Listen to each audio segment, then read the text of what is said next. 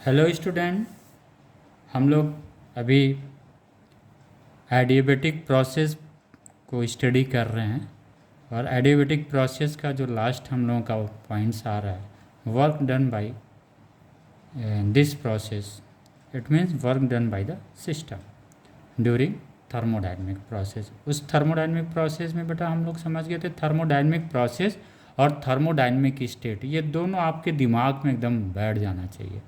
Thermodynamic process में हमारे पास 4 process हैं। थर्मोडाइनमिक स्टेट में क्या होता है कि बेटा वो जो प्रेशर, वॉल्यूम और टेम्परेचर, ये क्या होते हैं? थर्मोडाइनमिक स्टेट होते हैं। ओके, तो थर्मोडाइनमिक स्टेट क्या होता है?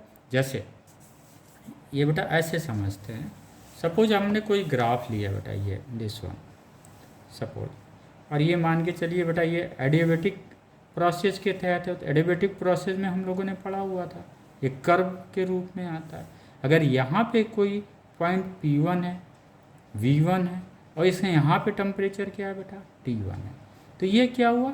ये थर्मोडाइनमिक स्टेट हुआ। वो जिस प्रोसेस के तहत इसमें चेंजेज आ रहा है बेटा, उस प्रोसेस को हम क्या बोल रहे हैं यहाँ पे? एडियाबेटिक प्रोसेस बोल रहे हैं। यानी दोनों में क्लियरेंस हुआ। एक तो होता है थर्मोडाइनमिक स्टेट, और ये जो थर्मोडाइनमिक स्टेट जिस प्रोसेस के तहत चेंज हो रहा है बेटा, उसी प्रोसेस को हम लोग स्टडी कर रहे हैं। यहाँ पे हम कौन सा प्रोसेस पढ़ रहे हैं बेटा? यहाँ पे हम लोग पढ़ रहे हैं एडियाबेटिक प्रोसेस पढ़ रहे हैं। यानी जो थर्मोडाइनमिक स्टेट की जो चेंजेज हो रहा है वो किस में हम पढ़ रहे हैं? एडियाबेटिक प्रोसेस में पढ़ रहे हैं। तो पढ़ा जाए बेटा फिर इसको, क्योंकि वर्क डन निकालना है तो हम लोग वर्क डन निकाल के इस टॉपिक को, चारों प्रोसेस को हम लोग क्लियर कर दें। अच्छा बेटा, एक चीज़ हमेशा ध्यान रखना, जो भी हम लोगों ने कैलकुलेशंस किया, जो क्लास हम लोगों ने किया है, उसमें हम लोगों ने सिर्फ एक्सपांसन्स पे किया है।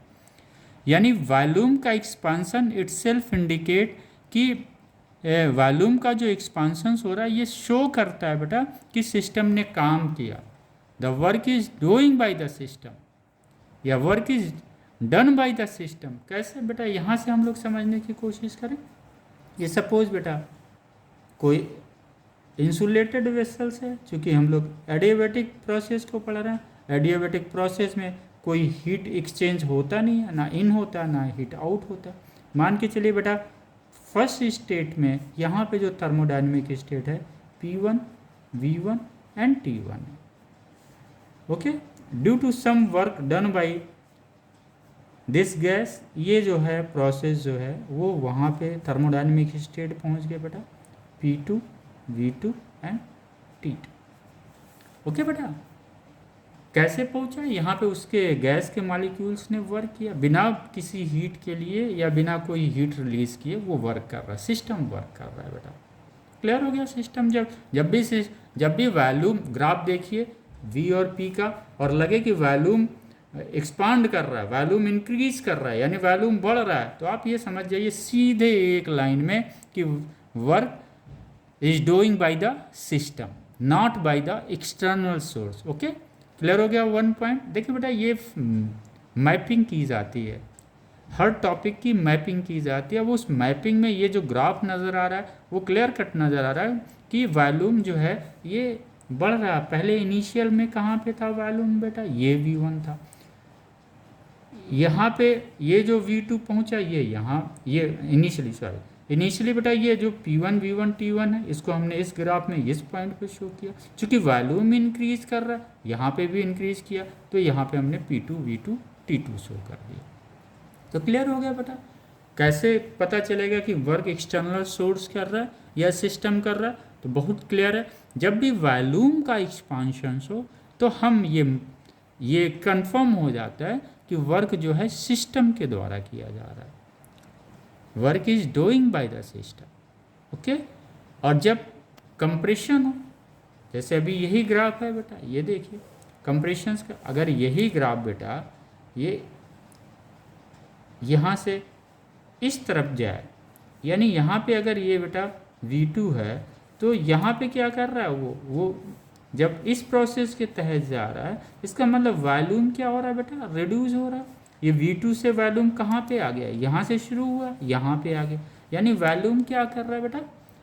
वॉल्यूम रिड्यूस हो रहा है। इसी को हम कंप्रेशन बोलते हैं। तो जब भी एक्सटर्नल सोर्स के द्वारा वर्क होता है, आपके पास मेज़र करने के लिए कुछ है नहीं बेटा, सिंपल आपने ग्राफ देखा या फिर न्यूमेरिकल की वैल्यू देखा और आपको लगा कि यहाँ पे वॉल्यूम तो रिड्यूस हो रहा है। तो जब वॉल्यूम रिड्यूस हो रहा है तो हमारे दिमाग में एक लाइन बस आ गया कि इसका मतलब वर्क जो है एक्सटर्नल सोर्स के द्वारा किया जा रहा है। ओके, यह भी क्लियर हो गया। तो हम लोगों ने बेटा ये बेसिक समझ लिया। आइए अब हम लोग इसको वर्क डन निकालते हैं। चूँकि एडियाबेटिक प्रोसेस में हम लोगों ने पढ़ा हुआ था, ये पॉइसन्स लॉ क्या बोलता है, P V to the power gamma constant होता है। ओके बेटा, इन्होंने क्या बोला, वो कांस्टेंट हो। इस कांस्टेंट को हम लोग के मान लें, बिल्कुल के मान लिया गया।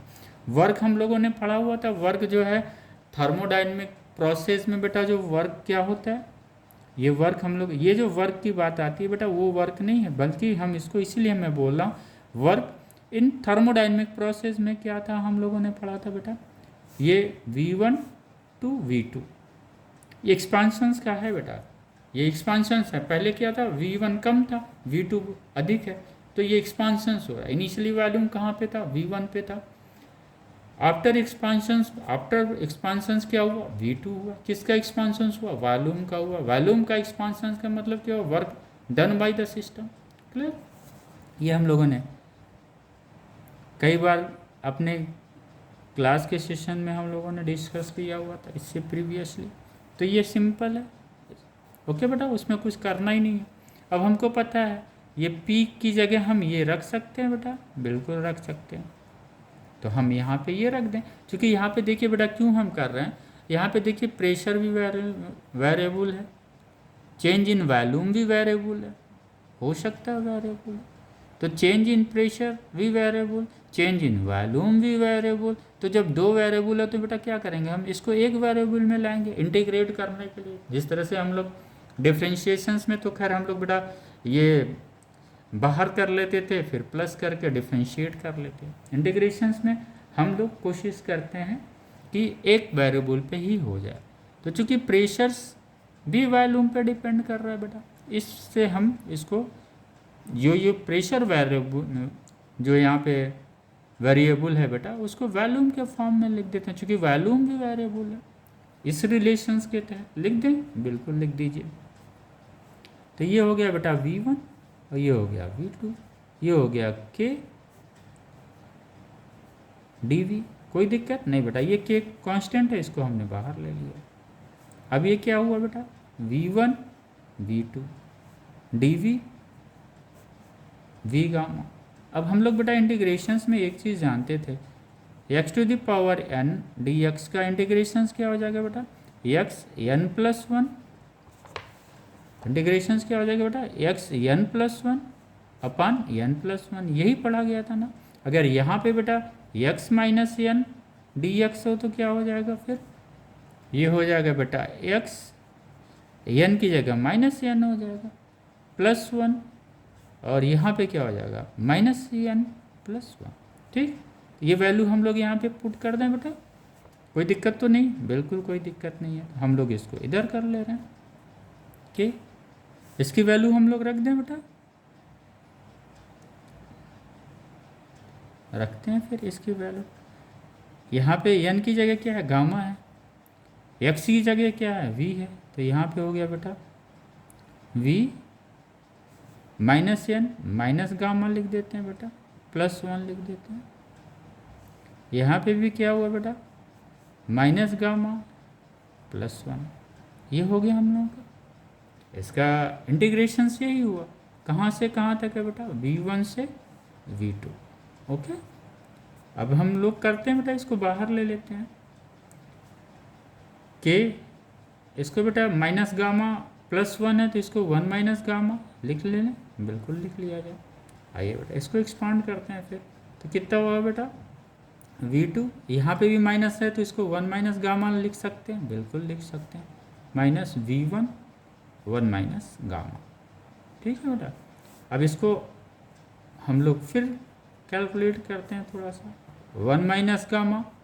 आइए बेटा, अब यहाँ पे मुझे एक चीज़ आप बताओ बेटा, ये V2 है, ये 1 माइनस गामा है सपोज, इसको हम लोग क्या लिख सकते हैं बेटा, इसको हम लोग ऐसे लिख सकते हैं, V2 को यहाँ कर दें और V2 गामा यहाँ कर दें, चलेगा वो? बिल्कुल चलेगा, क्योंकि ये V2 जब गामा ऊपर जाएगा तो क्या हो जाएगा, V2 माइनस गामा हो जाएगा, फिर वही आ जाएगा। तो इसको हम लोग लिख लें, कोई कन्फ्यूज़न तो नहीं है बेटा समझने में, सिंपल मैथमेटिक्स है, बिल्कुल हम लोग ले लेते हैं बेटा। ये हो गया V2, ये हो गया V2 gamma minus V1, same इसी की तरह यहाँ पे भी V1 to the power gamma. ये हो गया क्लियर बेटा। आइए और आगे हम चलते हैं, इसको थोड़ा और ये कर दें बिल्कुल, और सिंपल करते हैं। 1 माइनस गामा, ये बेटा ये बताइए हमको V2 है, यहाँ पे V2 to the power gamma है। अगर हम इसको P2 से मल्टीप्लाई कर दें और P2 से डिवाइड कर दें, कोई अंतर आया? कोई अंतर नहीं आया। सेम चीज़ यहाँ पे कर दें, P1 से मल्टीप्लाई कर दें, P2 से P1 से डिवाइड कर दें, कोई चेंजेज आया? नहीं चेंजेज आया। ये हो गया बेटा। और ये क्या था, ये PV to the power constant था, PV to the power gamma क्या था, कांस्टेंट था, तो ये भी कांस्टेंट है, ये भी कांस्टेंट है बेटा।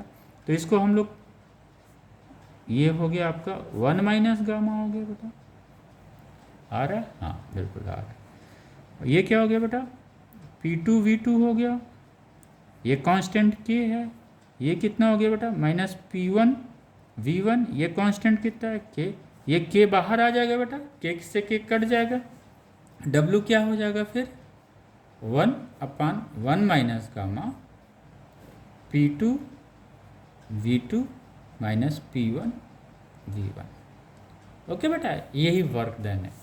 अब यहाँ पे अगर हम आइडियल गैस इक्वेशंस लगाएंगे बेटा, तो सपोज अगर n नंबर्स ऑफ मोल्स है, तो आपको पता है ये जो जितने भी हम प्रोसेस कर रहे हैं, क्योंकि वो क्लोज सिस्टम में हम कर रहे हैं, तो नंबर्स ऑफ मोल्स क्या होगा, हर एक प्रोसेस में क्या होगा, सेम होगा बेटा, कांस्टेंट होगा। ओके, तो हम यहाँ पे क्या लिख सकते हैं, nRT2 लिख सकते हैं, nR बाहर कर सकते हैं, तो इसका एक और इक्वेशन बन सकता है, बिल्कुल बन सकता है, बनाया जाए फिर। W इक्वल टू nR बाहर आ गया बेटा, और ये आ गया आपका 1 माइनस गामा इक्वल टू हो गया बेटा T2 minus T1। Okay, clear हुआ?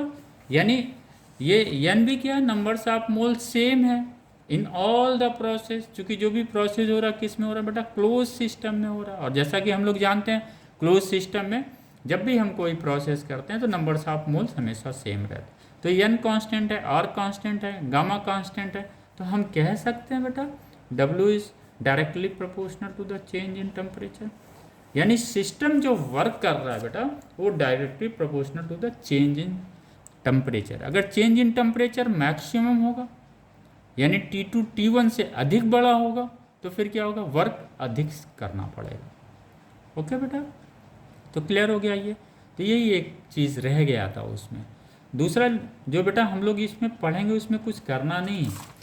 जब हम अभी तक तो हम लोगों ने क्या पढ़ा बेटा, एक्सपांशंस के द्वारा जो वर्क डन हुआ वो पढ़ा गया। अब आएगा कंप्रेशन के द्वारा क्या वर्क डन हो, तो जितने वर्क डन हम लोगों ने निकाला इसको फिर से कहिएगा तो हम लोग 1 स्टेप वाइज बिगिनिंग कर देंगे। अगर आप इसको ज़रूर बेटा प्रैक्टिस करिएगा। हमने तो ये जो आपको एक्सपांशंस का बताया है जहाँ पे work done by the system हुआ, आप ज़रूर इसी स्टेप्स को आप लगाइएगा यहाँ पे कि work done by the external source क्या होगा। उसमें करना कुछ नहीं बेटा, ये V1 और V2 है, आपको पता है V2 V1 से ग्रेटर है।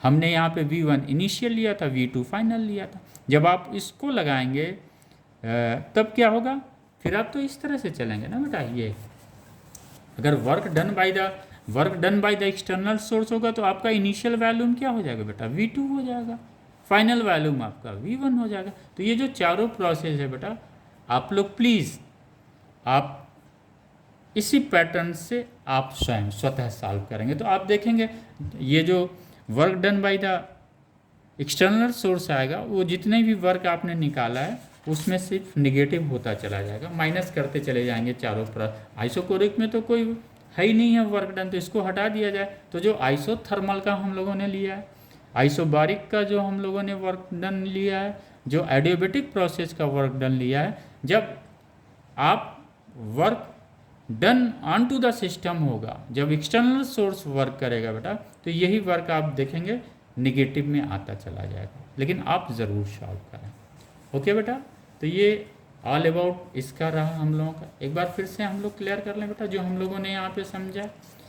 हम लोगों का बेटा क्लास ऐसे ही चलेगा, एक थोड़ा सा एक्चुअली बेटा हमको ये एडिटिंग मिक्सिंग ये सब कुछ नहीं आता है, तो जो एक बार बन गया बस बन गया, वो उसको नॉलेज ही नहीं है कैसे मिक्स किया जाता है, कैसे एडिट किया जाता है। बस एक ही चीज़ मैं जानता हूँ कि जो भी अनुभव मेरे पास है, मैं ये चाहता हूँ हम अपने प्यारे बच्चों को दे सकूँ। फिजिक्स में जहाँ पे चीज़ें थोड़ा सा कहीं से भी कंफ्यूज होता है, तो मेरी कोशिश होती है मैं इसको मैक्सिमम एम्फेसाइज करूँ, 10 टाइम्स 20 टाइम्स एम्फेसाइज करूँ, ताकि वो चीज़ें ना हो पाए, गलतियाँ ना आए। क्लियर हो गया बेटा? तो work done by the system में क्या होता, क्लियर है, एक ही है, एक्सपांशन, वॉल्यूम का एक्सपांशन होगा। Work done by the external source क्या होगा, वॉल्यूम का कंप्रेशन होगा।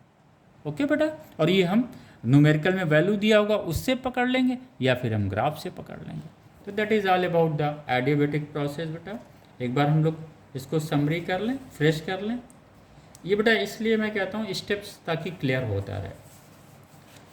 अभी हमें पता ही नहीं कमेंट्स कैसे लिया जाता है, बस चल रहा है, क्लास चल रहा है, बस मैं खुश हूँ कि बच्चे हमारे समझ रहे हैं, जो भी देख रहे हैं इसको वो एक्नॉलेज कर रहे हैं, ये इंपॉर्टेंट है हमारे लिए बेटा। ओके बेटा, सेम चीज़ हम लोग फिर से शुरू करें, सेम, कोई नहीं, नथिंग इज़ न्यू, यही ग्राफ है बेटा, इसलिए इसको थोड़ा सा फ्रेश लिख देता हूँ ताकि आपको ये बेटा इनिशियल स्टेट है, ये फाइनल स्टेट है, किसका स्टेट है, थर्मोडाइनमिक स्टेट है बेटा। और 21 प्रोसेस के तहत ये स्टेट चेंज हो रहा है बेटा, एडियाबेटिक प्रोसेस के तहत। देखिए हम सवाल कर रहे हैं, जवाब भी मुझे मिल रहा है। ये क्या है, थर्मोडाइनमिक स्टेट। ये क्यों है चेंज हो रहा है, ये चेंज हो रहा है किसी प्रोसेस के तहत हो रहा है। इसमें जो चेंज हो रहा है किस प्रोसेस से है, एडियाबेटिक प्रोसेस से। क्लियर बेटा? आइए, तो यहाँ पे बेटा P1 V1 T1 रखा, ग्राफ लिया हमने, और ये चीज़ जो वर्क डन आता है ना बेटा, ये वर्क डन, इसका एरिया अंडर जो कर्व एरिया होता है वही वर्क डन आता है, जिसको हम लोगों ने फार्मूले के रूप में लिखा हुआ है। कभी कभी ऐसे देता तो आप न्यूमेरिकल में अगर ग्राफ में वैल्यू दिया तो आप ग्राफ के नीचे जितना वर्क डन, जितना शेडो है ग्राफ के नीचे, इस चीज़ का इससे बेटा वर्क डन निकल जाता है। ओके, तो एक चीज़ और स्पष्ट है बेटा, इसको कहीं नोट कर लीजिएगा आप लोग, राइट। की पॉइंट यही है बेटा, expansion of volume in thermodynamic process clearly shown work is done by a system. Okay, कोई कंफ्यूजन नहीं। Compression of volume clearly shown work done on to the system by some external source.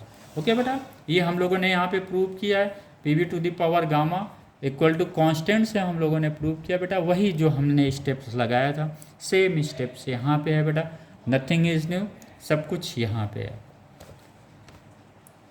ठीक है बेटा, इसको आप चाहें तो अपने आप से भी प्रूव कर सकते हैं, हम लोगों ने एक्सरसाइज कर लिया, उसमें कुछ बताने की चीज़ है नहीं, स्टेप वाइज ऐसे ऐसे ऐसे जो डिफ्रेंशिएशन हम लोगों ने किया था वो वहाँ पे लिख दिया, इसका मतलब क्या है वो हम लोगों ने लिख दिया। दिस वन बेटा, W की वैल्यू ये आ गई थी, हम लोगों ने लिखा ही था P2 V2 minus P1 V1। अगर हम मोल्स के फॉर्म में लिखते हैं तो बेटा ये आ गया, W is directly proportional to the change in temperature, जो वर्क डन होता है बेटा। From first law of thermodynamics से हम लोग कह सकते हैं कि Q जब ज़ीरो होता है एडियाबेटिक प्रोसेस में, तो इसकी जो इंटरनल एनर्जी होती है वो वर्क डन के बराबर होती है। अगर सिस्टम वर्क करेगा तो बेटा ये वर्क डन क्या होगा, पॉजिटिव होगा। और पॉजिटिव नेगेटिव में भी आपको नहीं कंफ्यूज होना है, क्योंकि आपको पता है जब वर्क डन सिस्टम के द्वारा होगा तो क्या होगा बेटा, एक्सपांशन होगा। जब एक्सपांशन होगा तो वॉल्यूम क्या होगा, इंक्रीज करेगा। तो V2 माइनस V1 क्या होगा बेटा, प्लस में आएगा, कोई कन्फ्यूजन नहीं है। लेकिन जब सिस्टम पे वर्क होगा तो बेटा क्या होगा, कंप्रेशन होगा। जब कंप्रेशन होगा तो क्या होगा बेटा, V2 माइनस V1 क्या हो जाएगा। अगर हम बेटा V1 यहाँ पे क्या था, V1 से V2 पे ले गया था, लेकिन जब कंप्रेशन करेंगे तो V1 V2 करेंगे तो V2 क्या है बेटा, ग्रेटर है, वर्क किस में आ जाएगा, माइनस में आ जाएगा। इसलिए बहुत अधिक कंफ्यूज नहीं होना है, क्योंकि हमें पता चला हम लोग सोचते रहते हैं work done on to the system, work done by the system, कौन सा पॉजिटिव कौन सा नेगेटिव, वो सब दिमाग से हटा दीजिए, आप सिर्फ वॉल्यूम पे ध्यान दीजिए बेटा। अगर वॉल्यूम बढ़ रहा है तो फिर अगर वॉल्यूम इंक्रीज कर रहा है उसका मतलब वर्क सिस्टम के द्वारा किया जा रहा है। ठीक है बेटा, V2 माइनस V1, जब वॉल्यूम बढ़ेगा तो V2 की वैल्यू हमेशा अधिक रहेगी, तो V2 तो पॉजिटिव में आ जाएगा। लेकिन जब वही कंप्रेशन होगा तो क्या होगा बेटा, V2 माइनस V1 में क्या हो जाएगा बेटा, फिर आप जो V2 क्या है, V2 इनिशियल और फाइनल लेंगे। यहाँ पे इनिशियल आप क्या ले रहे हैं, पहले वाले फेज में क्या आपने इनिशियल लिया V1 लिया, फाइनल क्या लिया V2 लिया। दूसरे स्टेट में आप क्या ले रहे हैं बेटा, V2 इनिशियल ले रहे हैं, V1 क्या हो जा रहा है, फाइनल हो जा रहा है। तो V2 की वैल्यू अधिक है तो माइनस में आ जाता है बेटा। क्लियर हो गया, इनिशियल और फाइनल। V1 क्या है बेटा, V1 is nothing but it is a initial value. V2 क्या है, V2 is nothing but it is A final value. तो जब कंप्रेशन करते हैं तो हम फाइनल वैल्यूम अगर V2 कंसीडर करते हैं, फाइनल वैल्यूम तो इनिशियल वैल्यूम क्या हो जाएगा, फिर जो V2 बेटा फाइनल वैल्यूम है, जब सिस्टम वर्क कर रहा है उसके लिए फाइनल वैल्यूम है, और जब कंप्रेशन हम कर रहे हैं तो V2 जो है एक्सटर्नल सोर्स के द्वारा जो वर्क हो रहा है उसके लिए इनिशियल वैल्यूम हो गया बेटा। इसलिए ये प्लस और माइनस आपको याद नहीं करना, हमको लग रहा है बेटा कॉन्सेप्ट क्लियर हो गए होंगे आप। तो दैट इज़ ऑल अबाउट बेटा एडियाबेटिक प्रोसेस में जो था क्वेश्चन था वो चीज़ें हम लोगों की हो गई।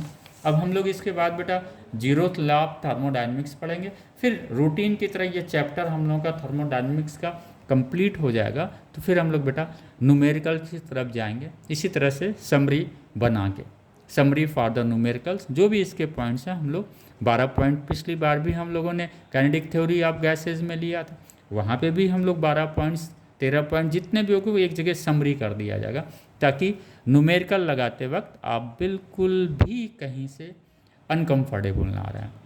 ओके बेटा, न्यूमेरिकल का मतलब ही हुआ हमारा कॉन्सेप्ट क्लियर। और मुझे पता है, मुझे बिलीव है जो बच्चे देख रहे हैं उनका कॉन्फिडेंस लेवल बहुत हाई है।